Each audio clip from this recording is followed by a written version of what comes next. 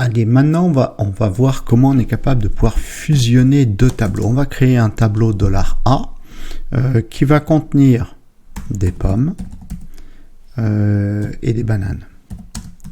Pommes et bananes. Ok. Bon, ça c'est notre premier tableau et on va en faire un second. Je vais le dupliquer. On va dire qu'il s'appelle $B. Voilà. Et lui va contenir des cerises et des fraises. Alors l'idée c'est de se dire, moi à partir de ces deux tableaux là, j'en veux qu'un seul. C'est-à-dire que je voudrais un tableau $fruits. Voilà. Et je voudrais réunir le contenu du tableau A avec le contenu du tableau B. Alors à ce moment-là, on va aller chercher la fonction qui s'appelle array_merge.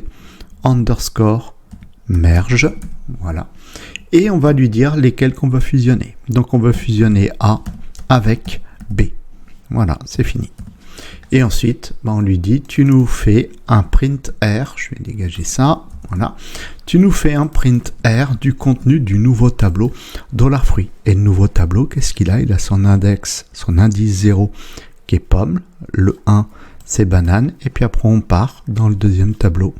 Donc avec 2 pour l'indice de cerise et 3 pour l'indice des fraises. Voilà.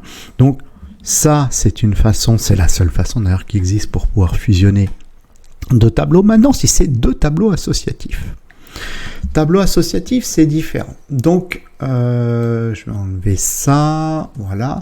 Pour le tableau associatif, on va s'y prendre un petit peu différemment. C'est-à-dire que là, ici, on va définir une clé nom et on va lui affecter la valeur du pont. Ok. Ça, c'est notre premier tableau. Deuxième tableau, on va dire qu'elle a une clé âge et on lui affecte la valeur de 99. Là ici, ce qu'on va faire pour la fusion, c'est que on va, on va faire $personne par exemple, voilà, $personne. Je sais pas comment j'ai écrit, j'ai pas le P, voilà. Et ici, on va lui dire, tu vas nous faire l'addition de A plus B. A plus B. Et là, il va se passer quoi quand on va lui dire tu nous fais un print R de personne? Ici, on a un nouveau tableau qui contient une clé nom avec la valeur du pont, une clé âge avec la valeur 99. Et si ici, dans le tableau B, j'avais de nouveau une clé nom qui avait une autre valeur, par exemple Toto, et puis une clé prénom qui a une valeur Jean. Alors ça va nous donner quoi? La fusion des deux. Voilà.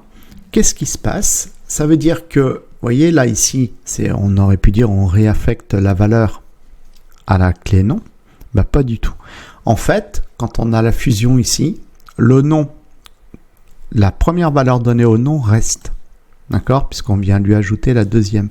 Donc lui, s'il y a répétition, s'il ne peut pas y avoir répétition de clé, une clé, c'est comme un ID en fait. Un ID, on peut dire ID, on peut dire clé.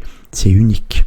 Donc du coup, je ne peux pas en avoir deux qui portent le même nom, c'est impossible. Donc celle-là, elle est supprimée, purement et simplement. Valeur comprise. D'accord? C'est la première qui prend le pas. Et après, il vient dans le deuxième. Il n'y a pas de clé âge ici, donc il l'affiche. Il y a une clé nom, il l'ignore. Il n'y a pas de clé prénom, il l'affiche avec sa valeur. Donc voilà comment nous sommes en mesure de pouvoir fusionner des tableaux associatifs.